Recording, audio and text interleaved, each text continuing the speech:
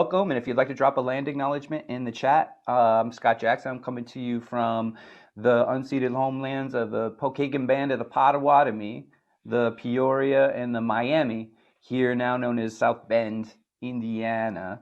And we're so excited to have Liza Jessie Peterson with us today, and I'm going to just go ahead and hand it right over to Freedom Bradley Ballantyne to start this Q&A. Thank you, Scott. Hi, everyone. My name is Freedom Bradley Ballantyne. I go by he, him, his pronouns. I am coming from straight out of the land of the Kumeyaw, the unceded land of the Kumeyaw, which is also known as San Diego here in Southern California. So I want to thank you all for joining us. And I'm so excited today to have my homie Stromy, my main macaroni from back in the day, Liza Jessie Peterson. For those of you all that don't know, Liza came in a couple of years ago, and got her first taste of the Shakespeare Prisons Conference, and most of the people here got their first taste of her. She is an award-winning playwright. She has an award-winning poet. She has done she came out of the Nuyorican Poets Cafe scene in the 1990s, and was one of the premier poets that had come on and helped to really reinvigorate an art form that had been, kind of dormant since the 70s. And people like her, a dearly departed Mums, the Schemer, who was on the show Oz, who just passed away last week, was also one of the poets that came out of that space. Liza, it's such a pleasure to have you here. She's gone on to write different plays and books, and we're going to talk about all of that. I want to encourage you all that are here joining us. Any questions that you have to drop them into the chat, and we will look at those questions and ask Liza, and she'll answer them to the best of her ability, or somebody on the panel will answer to the best of their ability if we can't get to it. So thank you. Without any further ado, Miss Liza Jessie Peterson. Liza, how the hell are you? Hey, Freedom, I'm good. And hey, everybody that's tuned in. Thank you all for making time and space in your day to, log on, It's great. Well, I mean, I hope that all of you all have had a chance and opportunity to watch this wonderful work. I mean, it is an exquisite piece. It has come so far from where I remember it being. I remember first reading parts of it in poetry houses and how it's been developed. Liza was the first person that I had known that was working in correctional facilities, and at a time when my political awakening was, like around those issues was just beginning, and I can't even say that it was beginning. I remember when she was saying she was working in prisons, I'm like, why? Why you want to go into prisons? In New York in the 90s, like so many of our family members were, caught up in the crack game and trying to stay out of prisons. So when she was talking about going in, when you were talking about going in, it was very surprising. So how did your journey begin in that world of going into, the belly of the beast, and what inspired you? What made you do that? Because that was really, for us, you were the only person that was doing that. You were the first one that we knew that was going in and doing that kind of work. So tell us about that journey. Sure, absolutely. It wasn't something that I willingly signed up for. I'll be very honest and transparent. I didn't say, oh, I want to go and work in the prisons and work with kids and be on some, altruistic freedom writer, journey. It wasn't like that. I was literally in the poetry scene, as you said, the Nuyorican, and I had, acquired a reputation, because of that. And so there was a nonprofit organization that was sending writers and poets and writers to the different high schools throughout the different boroughs to do poetry workshops, to do 3-week workshops. And if anyone has ever been a teaching artist or knows teaching artists, those jobs, they bounce around. So I'd do 3 weeks at one school, then I'd get another assignment at another school. So it's like, hopping around on the lily pad, right? And so my my very first assignment with this nonprofit organization, and this is in 1998, right? So this is before mass incarceration was even a word, before social justice was a thing. This organization, they sent me to my first assignment as a teaching artist to do poetry, was at a school called Island Academy. And I was so naive that I thought Island Academy was like a fancy prep school on the Upper West Side, like. and then I realized I was like, oh shit, I'm going to jail. Like Island Academy was the high school located at Rikers Island. Mm-hmm. So, and this is in 98. So I was supposed to go for 3 weeks, and I had never been to jail or prison before. I didn't know the difference between jail or prison. I'm, totally like a deer in headlights. So it was my first week there. There was a correctional officer, and he said to me, you don't know where you are, do you? I said, yeah, I'm at Rikers Island. What you mean? Have a little attitude. What you mean? I don't know. I'm at Rikers Island. Yeah, I'm good. And he said, no. He said, you're on a modern day plantation. And he pointed to the boys, the adolescent boys who were walking down the hallway. He said, that's the new crop. That's the new cotton. Now, again, this is in 98. So this language wasn't in the zeitgeist. We weren't having national conversation about mass incarceration and slavery and making that connection. So this was new to me. Mm-hmm. So he saw the look on my face. He goes, yeah, I'll tell you what you do. When you go home, you put prison industrial complex into the computer, see what you find. And when I see you tomorrow, we're going to have a conversation about it. So I really credit this correctional officer for kicking me down the rabbit hole, because when I went home, it was like a vortex and I couldn't get out of it. So I came back the next day like an evangelist, and I was just bringing all this information to the boys in my class. So my poetry workshops was like poetry and politics. It was just like, my classes were really on fire. So my 3-week assignment turned into 3 years, because all the teachers kept passing me around on the school floor at Rikers like a hot potato, because they were like, oh, we want her next, because the connection was so palpable with the boys. And I really credit it, of course, poetry and language and art, but also how I was infusing the politics in it, because I wanted to give them an aerial view of the system that they were caught up in. So as I was learning, I was teaching them. So I'm learning and teaching at the same time. I mean, that's remarkable that it wasn't an activist that educated you, that turned you onto it, but a guard that was inside that was like, hey, this is what the real deal is. That was how your political education was fostered. Have you maintained any connection with this person, or was he just like an angel? He's like family. Me and him are so tight. We talk on a regular. He's like a family member. Yeah. Has he seen the piece? I'm assuming that he's seen the piece. And what he must be so proud to see how it has, graduated. And he played in this. Exactly. No, and that's the thing. Like he said, I never imagined that conversation that we had on the school floor at Rikers Island over 20 years ago would evolve to this. Mm-hmm. Because he was, I credit him for the beginning of my journey, in criminal justice, and really kind of taking that deep dive, because maybe if he hadn't said that, maybe I just would have done my 3 weeks and gone to another school. But when he gave me that assignment, he says, you go look this up. He goes, this is where you're at, and this is what you're looking at. You're looking at cotton. You're looking at crops.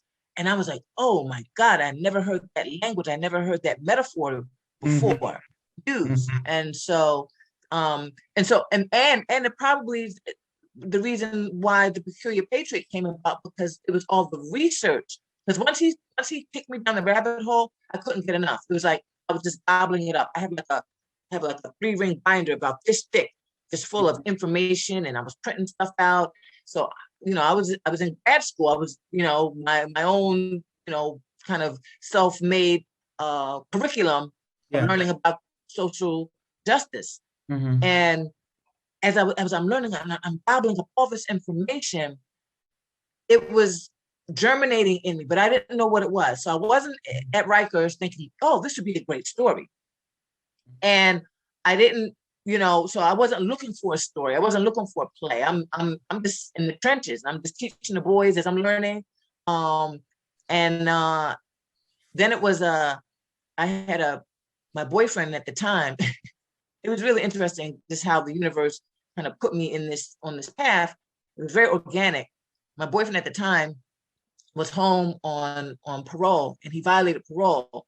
So now not only am I teaching the boys 5 days a week at Rikers Island, now I have to go see my man, and now I'm on the visiting room floor. So now I'm on the other side of the fence. And I had never visited anybody. I'm teaching in prison, but I had never been a visitor where you got to go through the searches and the checks. And, I kind of had like easy pass as a teacher. I could kind of come in with my little pass because they knew me. Mm-hmm. Now I have to go and visit him. And so I had to take a bus because he was in a federal penitentiary upstate. Mm. So I had to I didn't know what to do. I had never gone to visit anybody.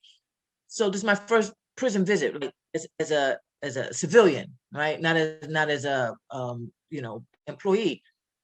And I went down the Columbus Circle in Manhattan at 12 o'clock at night, at midnight. And there was a fleet of buses, about 12 buses, Peter Pan buses, Greyhound buses, hundreds of people, bags, old ladies with bags and women and children. And they were all getting on these buses and they were taking them to the different correctional facilities upstate. So now I'm on a bus with these women, right? Now I have another experience, another journey, and people were traveling 4, 5, 6 hours on this bus to visit their loved one for a couple hours and get back on that same bus and travel 4 or 5 back hours back to Columbus Circle. And I knew in that moment, I was witnessing one of the greatest love stories never told. I said, there's nothing but love getting on this bus at midnight, nothing but love. And it was later when I talked to a friend of mine, another poet and writer, and I just, I had a breaking point. I was like, my whole life is in prison. Like, I didn't sign up for this. Like, I'm an actress, I'm an artist, I'm teaching in prison, my man is in prison, like, I just felt like, I said, so why is God punishing me? Am I a prison magnet? I feel like I'm Florence Nightingale for inmates. Like, this is crazy. I didn't sign up for this. This was not the plan, God, right? So I'm having my meltdown pity pot moment. And she said to me, girl, Tish Benson, she said, she used choice words, which I won't use on this respectable platform. But she said, she said, girl, she goes, you got a story to tell. Write that shit down. And she hung up the phone on me. I'm crying. She hung up the phone on me. So she hung. Oh, right? It's always that one friend. And so much, but when she hung up the phone and she said, you have a story to tell, write that down. Everything that I had been researching, everything that I had been experiencing as an educator, as a researcher, as a woman on that bus, sitting in those visiting room floors, those conversations, it was all in me. So it was like, she gave me permission. She kind of like popped the top open, or the floodgates. And when I started writing, so much was coming out. It was like a stream of consciousness. And that gave birth to the Peculiar Patriot. So the Peculiar Patriot started off, as you remember, it was a monologue. I was just ranting, a monologue. Mm-hmm. The monologue evolved into what is now this full multimedia production. Yeah, I don't ever, like you're being, I don't ever remember it being ranted. I remember it just being so clear and so, like, it was like uncovering this whole other humanity that you don't see. And that's the thing that I love about the piece itself, is the humanity that we see in people. Like before that, it was so much of what we see around work that's happening in prison is like this fairy tale, this fantasy, and it's not talking about the people in a way. They're caricatures of folks. And you were just really, this piece, it really uncovers, you know, people's hopes, people's dreams, people's realities in it. And I just thought that it's a wonderfully well done piece, and seeing how it's grown over the years has been magnificent.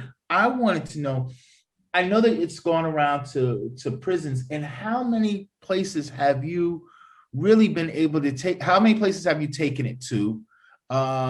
Do you know that? And where are some of the places that you have gone? Can you give us a little history of the production of the piece itself? Sure. So the first place I started was where I had access, and that was Rikers Island, because I was already working there as a teaching artist. So I actually toured Rikers Island, because Rikers Island has about 13 different facilities in the jail. So I toured about like 10 of them. So at first I did the Peculiar Patriot at Rikers Island, just touring all the different facilities.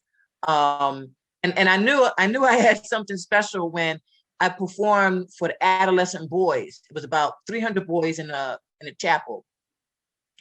And if you can imagine, two different sessions, 150 then 150. Still, that's a lot of boys, right? I mean, hormones dumping. I mean, it was just like a whole big like hormonal funk box, right? Mm-hmm. And so here I am, just this one woman with a quilt and a little, you know, screen behind me. I had a little bit of multimedia. It was like just a little bit of stuff developed. And, you know, they bounced off the walls, right? And when I started, you could hear a pin drop. You could hear, you know, a mouse piss on cotton. And I said, oh my God, if I can hold adolescent boys' attention in jail for 90 minutes, I got something. There's something here, right?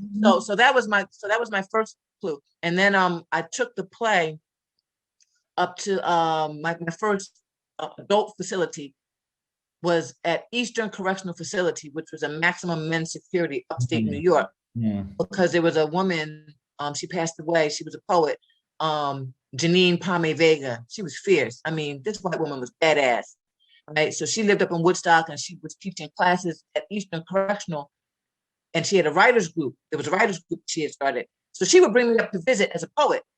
And so I had a relationship with her and the writing collective at Eastern.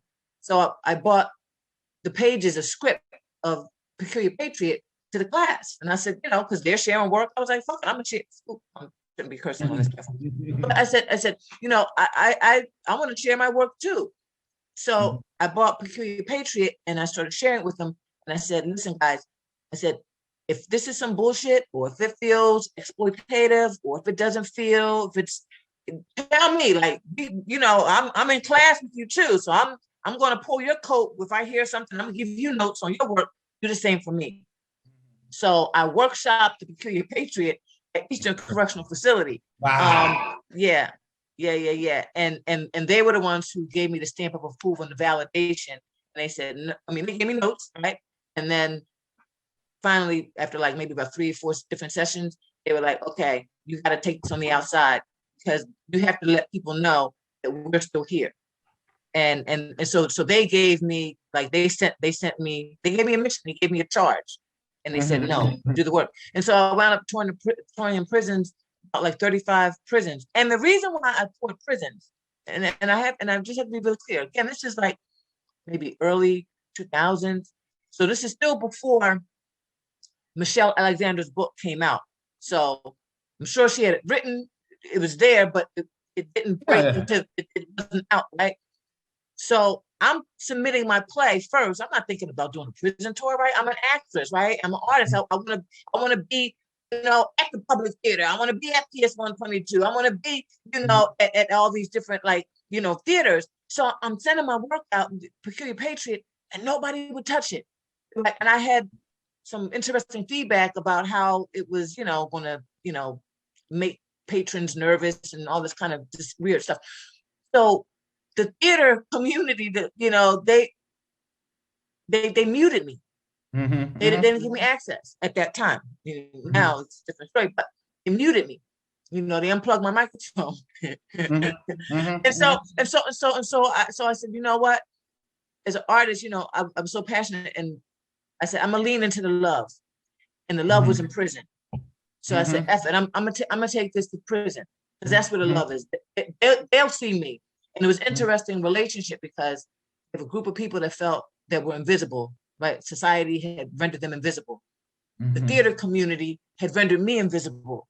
So I saw them and they saw me. So it was a very symbiotic relationship that we were both, the audience and me, we were validating each other and seeing each other. You know, I mean, prisons are notoriously difficult places to get into. And I'm wondering, you know, like, I know that there are a lot of people on this call that work in prisons, and have difficulty gaining access to different places. You know, like Kurt, who's here, he has difficulty. He's been working in prisons for over 30 years, and sometimes he even has difficulty getting into prisons. How have you been able to gain access to prisons, especially doing a piece like this, that, you know, like, this isn't, you know, the typical piece that, you know, that you would see people going into prisons and doing? You know, frankly, Shakespeare is easier to get into prisons than a piece that's so contemporary, that's speaking of them, that has a clear political analysis of what's been happening and what's going on. How do you get this piece into prisons? So that's a great question, because that's always a question I would get at the Q&A when I would talk to the audience, audience of incarcerated participants afterwards. They were like, "How did you get this piece in here?" Right? And I never told them, because I mean, the guards are there and the administration's there, so I was like, I couldn't give them my secret, right? But I can say it now, because nobody read the script. That's what I was thinking. Nobody reads. They didn't read the script. Right. And so in the proposal, right, I'm not going to say, oh, it's about, you know, the prison industrial complex and slavery. I'm like, no, it's about families and, you know, taking responsibility and ownership of your mistakes. And, you know, I fluffed it in the proposal. Which it is about that too. And it is, right? But it is. You're not lying. I left the politics out. So I didn't lie, right? But you know what? I tell you, the one time that I was asked for the script was the second time I went to Sing Sing, because I went to Sing Sing once and they wanted to bring me back for the general population. And they changed the changing of the guards. It was a new warden or new program step. So he asked for the script. So shit. So I sent him the script. And he told me, and then I got denied. And so I asked him, I said, you know, I'd be really curious, you know, if you could give me some feedback, you know, it helps me as an artist, you know, what were some of the issues you had, right? I wanted to know why. And so he sent me back the script, and in it had like one of the sections where I was talking about the politics and the statistics, and somebody had wrote, we can't let this information in. I was like, there it is. Yeah. But even when I did perform at these correctional facilities, and it was so much, and they got kind of like wowed with the politics of it, because it created so much dialogue, because the guys were talking and they were being really constructive and positive, it had a positive effect. So that's why some of them brought me back, even though it was really like hardcore, because they saw, hey, it didn't start a riot. So it wasn't, that's their main thing. Is it going to be a security threat? It didn't create a security threat. In fact, it did the opposite. Because now you got guys politicking and talking and building, and, you know, so it had this really powerful effect with their writing, and they're more engaged with each other in a positive way because of this play. So they were like, oh, this is actually a good thing. So yeah, we can bring it back. So some facilities actually brought me back again because of the effect it had. Yeah. And so now you've also learned other ways that can talk about it and that can explain things, so that kind of quells, you know, some of the fear, some of the apprehension, and maybe going in. Was that the most difficult prison to get into? What was the most difficult place that you've been, or is there like a place that you've been trying and going to, and it's been like, no? What's the most difficult place that you found to get into? The most difficult place was was probably, well, it wasn't difficult, but I had the most difficult experience. Was at, well, there was two. One was at Muncie, Pennsylvania, because Muncie, Pennsylvania, and it's so horrible that you have these women from Philadelphia who have to serve a sentence, who are being housed in Muncie, Pennsylvania, which is almost near Buffalo, New York. I mean, it's like 8 hours. So they're not getting visits. Family members are not coming to, can't come and see them because of the distance. And I remember when I was performing, I saw all the white shirts, like all the captains and depths, they all got together in the back of the room, and I said, oh my God, they're about to turn off my microphone. So I was really, really nervous. And one of the women afterwards, she kind of walked up and she said, girl, you done started something here. You know, but the most difficult experience was actually at Angola, because like I said, I've been in like 35 jails and penitentiaries like across the country and down south, and Florida is about as south as I had been. I never had a problem. I mean, I've gotten some stares, and maybe I haven't been invited back. But when I was at Angola, Louisiana, that was the first time that my show was actually stopped. Yeah.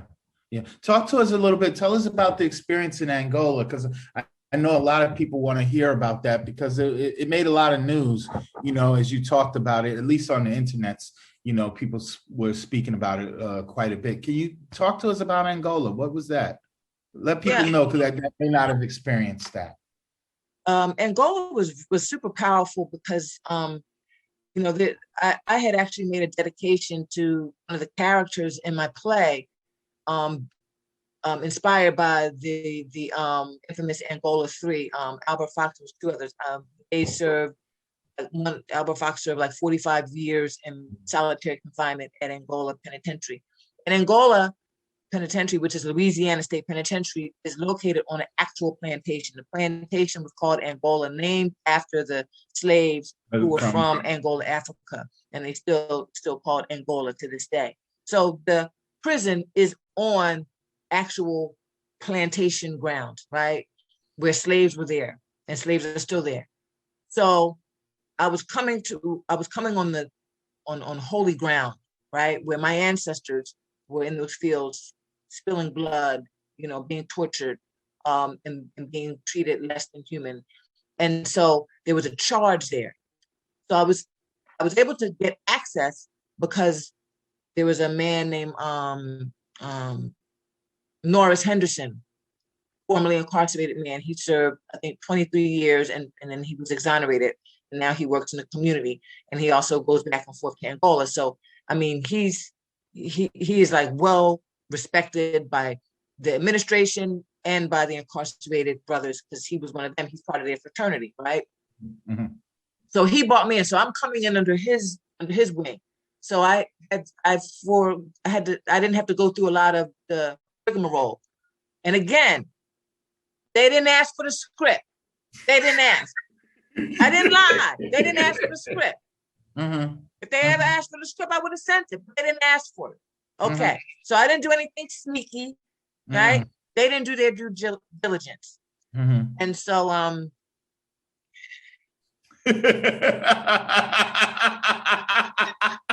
it's not your fault people don't read. They ask, I send it. I don't like send part of it. I send the script. Here it is, Yeah. But I sent them my website so they could see little clips. So, anyway. Mm-hmm. So it was about 700 men. It was standing room only in the chapel. 700 men, packed to capacity. You could feel the heat. The heat was just dumping out of that chapel. So I'm doing my thing. I'm performing, and every scene is like I have it set up like every scene is a new visit. After the end of one visit, I kind of go back. I get my little new Ziploc bag for my new little square. And so I have finished the whole first act. I mean, the whole like first act of the play, which was the kind of the the climax of all the political stuff. The next scene, and the second half of the play is all about the relationship and, you know, her going back and forth with Curtis. So it kind of has like a soft landing. You really get into the love story. So all the first act is all the political, because the characters really get politicized and learning, and she's like, you know, raising against the system. And then the second act, she's, you know, dealing with, you know, her relationship with Curtis and Pablo. So I go backstage to get my little Ziploc bag, and there's my host, Norris Henderson, with a CO, this white CO standing behind him, his arms crossed. I'm like, I'm ready for the, like, I'm, you know, I'm in theater mode, like, you know, change my scene, you know, next scene, right? Yeah. So he goes, oh, there's an emergency in the chapel. We have to stop the show. And I kind of laugh. I said, oh, they don't like the material. He couldn't say it. He couldn't tell me because the guy is standing right behind him. So I said, oh, I said, you're going to go out and tell him, you're going to go out and make this announcement? He goes, yeah. So I'm backstage, right? I'm fuming. I never had my show cut off ever. So he goes out, he tells this packed chapel of these men who were like, during the show, they were like laughing and talking back to the stage. It was great. And he said, oh, there's an emergency. And they all started booing. Not him, because they love him. They knew. They were like, oh, this is bullshit. And you could hear like this groundswell of discontent, like just kind of like rocking the chapel. So my mind, I said, I gotta go back out and at least take a curtain call, like for closure. My normal curtain call, whenever I finish my show, is very namaste. Thank you. I'm very grateful for the audience. Freedom, something just in my spirit. I don't know. It wasn't even a conscious thing. It was just an instinctive thing. When I go out, take my curtain call, and I see all these, you know, Black men, like my family, I just threw my fist in the air. All 700 men jumped up and they threw their fists in the air, and they were like, Liza, Liza, Liza. The COs start going crazy because they're like, they lost control now. And so they're like, oh, sit down, Camp C, line up, Camp B, line up. They're going to be like, Liza. They're not moving. So it got really, really tense. It got really, really tense. And you know, they got the guys out. They finally got them out, and then they got me out. And I swear to God, I said to my director, who was there because we were filming, because they let us put cameras in, right? It's a whole big thing. So I was looking at, as we were walking out, and I'm telling you, these COs were looking at me. I said, if this would have been any other time, I said, I'd have been lynched. I said, I said, I could feel that hatred coming out their eyes. I said, they want to string me up right now. They want to string me up. So that was the most difficult, challenging, but inspiring, because I talked to some of the men afterwards, and they were like, you have no idea, because it was live streamed throughout the entire prison. So the entire prison saw this. So they said, when I threw my fist in the air, the entire prison, even the guys who were not in the chapel, they threw their fist in the air in the day room. They're watching on the TV. I said, oh my God. He said, you can't. He said, I can't tell you what you did in that moment. The shackles off of our brain that had been calcified. That you did something. You gave us hope, and you created a fear in the oppressor, but you created hope and inspiration in us that we haven't seen or experienced in a very long time.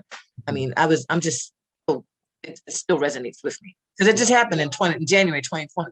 Yeah, I mean, like I have chills by hearing you tell the story. Please, if anyone has questions to drop into the chat, now's the time to do it. I just want to give everyone a time check. We have about 25 minutes left of this on this interview. So please, I want to hear from you all as well. You know, the thing that, what you said is so interesting, that when they chose to interrupt the performance, that's at the heightened thing. You know, and a lot of times we see this in the work that we're doing, that you can't just leave people at the height of it. You have to have a way to get people to calm down, that the cool down moment that the second act offers for you, so that it's not, you don't leave people in that state. So by them interrupting, the thing that they think that they're going to prevent, they actually accelerate. Exactly. And that is a very, that is an interesting point, and just proof of how these things, wind up, manifesting themselves. And let me ask you this question. You've been to Angola. That is a very, like in the minds of most people that are working in prisons, it's a notorious prison. Are there any places that that you've either been denied access, that want to go, or just other places that you want to go to expose them to this work? I was really disappointed when I was denied access to Sing Sing. I really, because they they have an organization of incarcerated. Do they still not let you back? They still not let you back there? Well, I haven't tried. Like when they denied me, I just kept moving. It was the actual the men who put their money together, put their resources together. They're like, we're bringing you back because we want to present you to the entire population. So it was a movement by the men who wanted to bring me back, but the administration said no, and that really hurt me because I wanted to come back because the men wanted me to come back, and they were organizing to bring me back. But my prayer, my dream is to actually film The Peculiar Patriot in a way that it can have a life outside of me having to go physically in prison. But it takes a lot. Like when I got on the other side of the prison tour, I didn't realize just how much I was, and I wrote about it, how much I was absorbing, how much, I was, prisons, as everyone on the panel knows, it's a place that has a lot of, unresolved pain and trauma and anger, and, and it's energetic. It's an energetic field that you're entering. So I'm an empath, I'm an artist, so I'm absorbing all of that, right? And so I didn't realize how much I'm carrying. It takes a lot, and I'm just, it's just me on stage, a woman in a coat. I'm not coming in with a crew. So I'm on that bus alone, getting to that prison, and I'm on that bus alone coming back from that prison. I didn't realize how much my spirit was carrying, and that's a lot. So I want to film it so that I don't always have to be there, and it gives more access for other facilities to be able to experience it if I can't be there, if I can't get there. I can't get to every prison, but every prison needs to have access to this work, I think, because of the conversations that it inspires.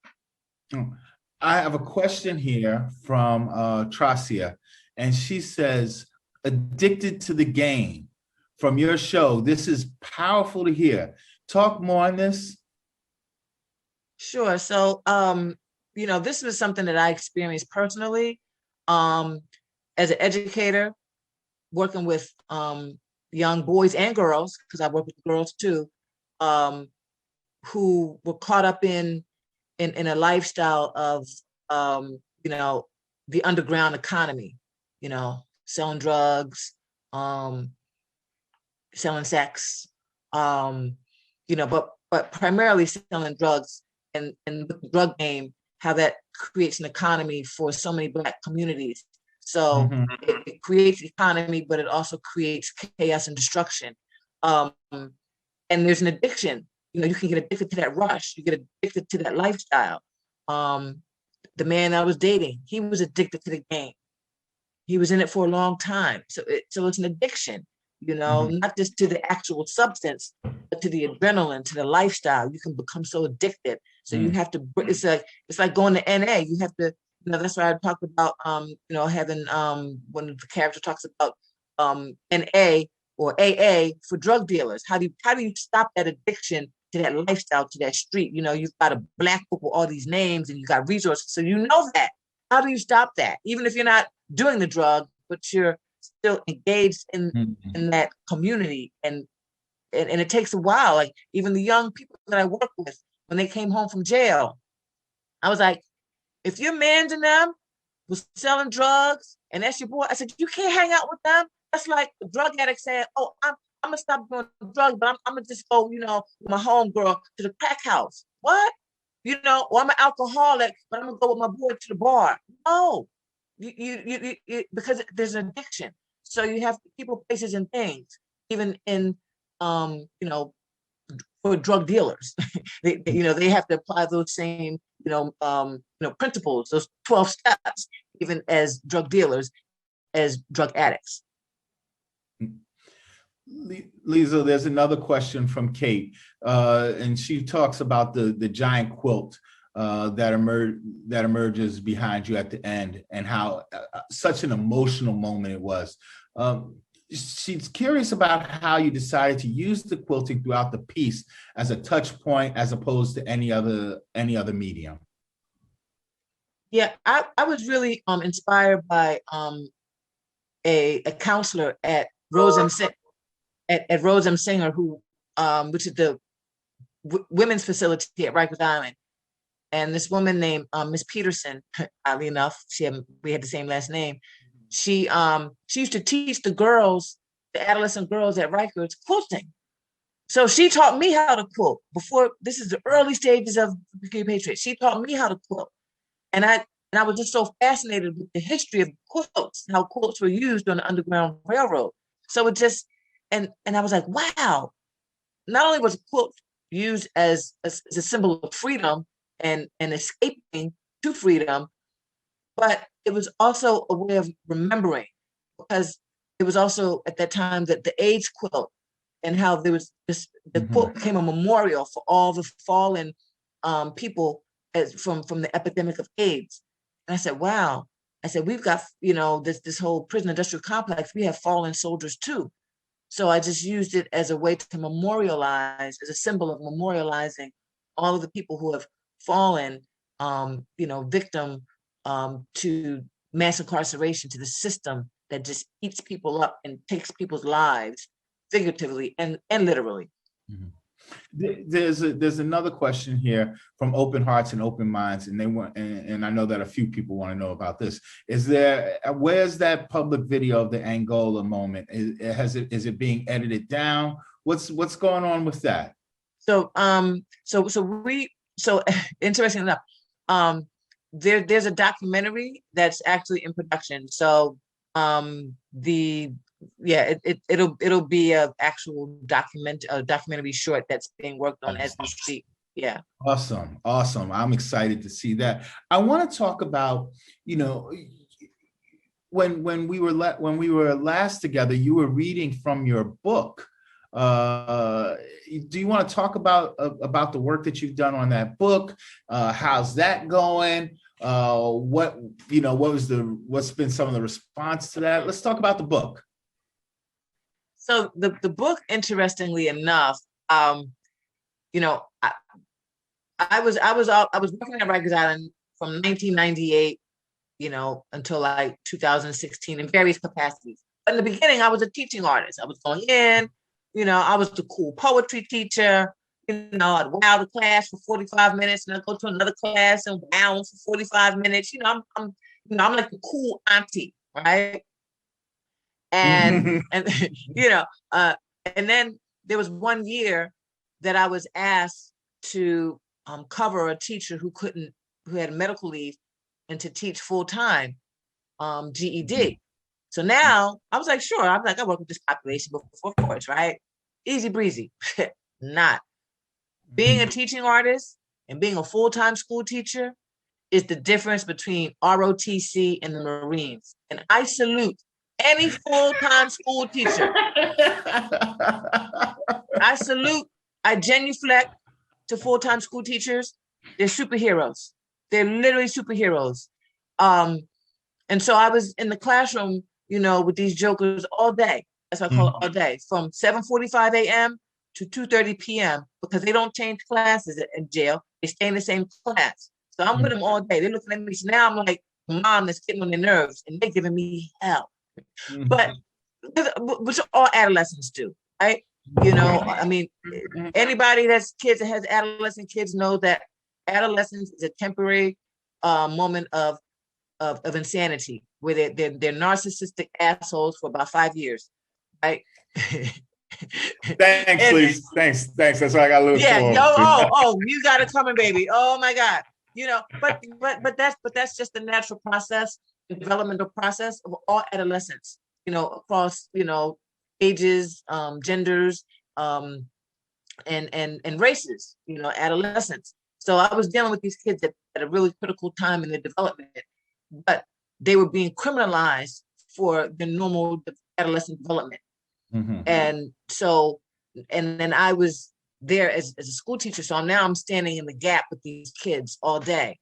So the book, but I'm still an artist. So, and that's the thing I've always struggled with is working at Rikers Island and working in the prisons, is that an artist, like I had to keep my pulse for my artists. Mm-hmm. And when I was a full-time school teacher, wake up to get to Rikers Island at 7:30, I had to leave my house at 5:30 in the morning, which means I had to get up at 4:30 in the morning. So this is a whole new, cycle for me. And the only way my artists could keep a pulse, could kind of stay alive every day when I came home, it was a trip. That's why I had to write a book about it. I wasn't even thinking about writing a book on there. I have to survive. I'm thinking of these kids when I come home. I'm thinking of lessons. I'm thinking of what, Daquan just told me about something in his family. It was a riot. All I could do was write in my journal and download so that I could have something to empty my vessel for the next day. Mm-hmm. I put my journal down, and I think I might have said this maybe the last time I was at the conference. I put my journal down. I wasn't even thinking about a book. That was my survival mechanism. I was writing in my journal. About 2 years later, I picked my journal up just to randomly see what I was going through, whatever day. I do that sometimes. I go back in my journals. And I landed on a page from one of the entries when I was teaching full-time at Rikers Island. It made me laugh. I'm like, oh my God, this kid was so crazy. I remember that day. I turned the page. It made me laugh again. I turned the page. And I realized, I said, oh my God, I had chronicled my entire journey as a full-time school teacher at Rikers Island as in my way of survival. But looking back, I was like, this is my book. So it just brought me back. So that's how the book came about. And every time, even the book, the play, I never went in thinking, oh, this is gonna be a great story. Mm-hmm. I'm just living. So I'm absorbing like a sponge. And then later when I squeeze the sponge out, I'm like, oh my God, this is some mineral water. Yeah. It's like writing and using that to have this catharsis is just really interesting to me. And just hearing you talk about, if you're turning the page, that other people are going to be turning the page too. So if it's interesting to you, like, oh, wow, I bet somebody else is interested in this. Where are you because I want to see these. One, let's talk about this first. Are you still the boys that are now men from all day? Are there any things where are they now? Have you been able to keep in contact with any of them? Have they been able to read the book? Have they been able to look at some of the stuff that's in there? And what's that been? Well, what's so interesting about working, and I'm sure everyone on this panel has this experience, you work with a transient population, right? And you go in, you do the work. And I'll never forget, someone told me, one of my former, supervisors, he said, because I'm like, is the work I'm doing even like landing? Like, is it making a difference? I'm going in every day, I'm working with these kids. Like, is it helping? And he said, that's not your job. He said, your job, you're a farmer. Your job is to plant seeds with intentions. He said, and if you're lucky, you'll be able to see what you planted sprout. He said, but 9 times out of 10, somebody else is going to put water on the soil. Somebody else is going to put some sunshine on the soil. And then somebody else is going to see the sprout that you planted, but you won't see it. That's not your job. He said, your ego wants to see it. He said, but that's not your job. So I say all that to say, and that just freed me up. So I just planted good intentions. So that was my intention with the book. I wanted to raise the humanity of these adolescent boys who are criminalized and humanize them and plant seeds. The main character in the book, what's his name in the book? Because I know his real name. Shatik. He was the main character, Shatik. Oh, that boy gave me hell. Oh my God, every day. It was like, I imagined him just going back to his cell and thinking of ways that he would just want to, fuck with Miss P in the morning. Like he came in like, just, oh my God. But he made me earn my stripes, right? I grew up, he grew me up. Mm-hmm.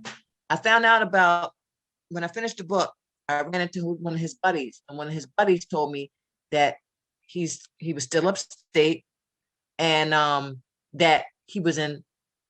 Yeah. He said he was still upstate. I said, "Oh, do you have his information?" So his buddy gave me his information. So I wrote Shatik. Shatik wrote me back. He goes, "Oh my God, Miss P, he goes, so good to hear from you. I'm in solitary confinement." I said, "Oh my God." Mm-hmm. So I said, "I have a surprise for you." So I sent him the book, and I said, "When you get to the character Shatik," but that's not his real name. I said, Shatik is you. Mm-hmm. So I was able to send him the book while he was in solitary confinement. And so he read the book, he wrote me, he goes, "Oh my God," he goes, "I had no idea I gave you so much help. I'm so sorry." He goes, "Thank you so much. You made me feel so good." Because he's the star of Yeah. And then, as the universe would have it, this was like this is nothing but pure universe, God, Allah, Buddha, higher spirit. A year after the book came out, I ran into Shatik on 42nd Street. Mm. Mm. Yeah. That's how was he doing at that point? He was good. He was, he was one of the lucky ones. He had supportive family, that he could come home to. He had a girlfriend, he had a baby, so he had support. He was working. So Shatik did all right. Shatik, made it out. I want everybody to, if you all haven't purchased the book, please purchase the book. She is an artist and should be supported by everyone out here. And it's a great read. Kate put in a question. The Larry storyline had echoes of Khalif Browder. Was your character Larry based on a real human being, or did you create his plot knowing the impact it would have? No, Larry was definitely inspired by Khalif Browder. Definitely. Okay. Mm-hmm. Yeah. Let me. So we have the book, and I want to know: have you thought about ever, like making that book into? Of course, you must have thought about making the book into a film or a play or some other format. Like, have you thought about that? And where are you if you've thought about it with that? Yeah, no, that's a great question. Thank you for asking. I actually I wrote the pilot for a TV series based on the book. So I just finished the pilot. Shopping around. But Hollywood is a weird place. Yeah. But I'm not going to claim that. It's out there, and it's just it's going to do what it's supposed to do. It's in the universe. It's in the universe. Yeah, it's in the entertainment universe right now. So just it's looking for its right orbit tribe to support it. I mean, you are such an inspiration for so many of us here, and just the work that you've done in staying connected as an artist. Is there any advice that you can give to some of us that are, that are artists that are working in prisons? What advice is there to keep people grinding it out? I mean, you had plenty of moments when you were like, I want to quit this thing, what am I doing? Like what kind of advice do you have for some of us that are going through the same exact things that you've gone through? No, that's a great question. Because there were many days where I was just like, I'm done, God. Like, I'm out. I'm an actress. I'm an artist. F the shit. Um, because I'm also an empath, so I take so much of it in my spirit, right? Mhm. And the again, I go back to the metaphor of the farmer, right? Knowing that I'm just here to plant seeds with good intentions, the intentions, and I know that everybody here on this panel has good intentions, because like nobody goes into this work for the money. You go into it with a purpose and passion. And so just really knowing that, and this is what also kept me going too. Was a quote from Tupac. Tupac said, "I may not change the world, but I want to be the spark in the brain of the one who does." So every time I went into that classroom, I'm like, I'm just lighting little sparks. I'm lighting little sparks, because I have a dream of seeing our people free. I have a dream of seeing mass incarceration not being a reality. I have a dream of seeing equity. So I may not create that, but I want to be the spark in the one who actually does. So that's what keeps me going. Yeah. How do you practice self-care? Like when you were doing all this time you've been working, so many people here are working in prisons and not often taking care of themselves. What did you do to take care of yourself? What did you do to practice safe care for yourself? It was really important for me to have a best friend who I could download and just talk to share, and laugh and cry and just be validated. So talking about it really helped. I definitely exercise a lot, going to the gym, because there's something about getting those endorphins going. So that helps to relieve some of the weight. It doesn't make the problem go away, but for me, it made it lighter. I found that when I didn't work out, I was more depressed. Mm-hmm. So just working out just kind of got the blood circulating, it kind of helped me to get through it. And I mean, it's legal now in New York, but smoke weed and have a glass of rosé. That is what is up.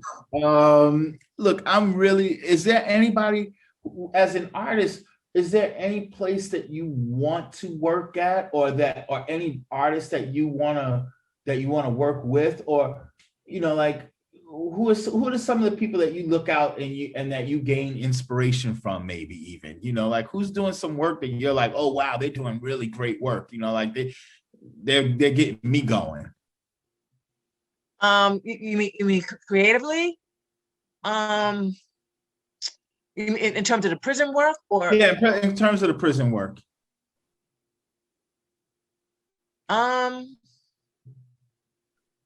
Or just it could be anybody. It could be anybody. Like who's doing some good work. Dealing with incarcerated people is Michael K. Williams. He's in the trenches doing work. Mm-hmm. Yeah. But aside from him, I mean, and when I say doing the work, I'm not talking about going in and doing a performance. I'm talking and doing the work. And there's nothing wrong with a performance. There's nothing wrong with coming in and, doing a live band show. Like, I get that, but I'm talking about like really connecting with the people, is Michael K. Williams. That's the only one I can think of. I mean, I'm sure there's probably other artists out there doing it. I just don't know. What's bringing you joy nowadays? Oh, that's a great question. Oh my God. What's bringing me great joy is, well, I have a new piece that I just wrote. It's a short film I just did called Black Love Manifesto, and that's bringing me a lot of joy. And it hasn't been released yet, but and also the script, the pilot is bringing me a lot of joy because I can't wait to be in a writer's room and to bring humanity to these boys. That brings me a lot of joy, just thinking about telling their story or lifting their stories up. Yeah. Thank you, Liza. Oh my God, thank you so much. This is amazing. Let's give some virtual, applause for Liza Jessie Peterson. Jazz hands. Liza, I love you, and we'll be in connection. We'll be in conversation. All right.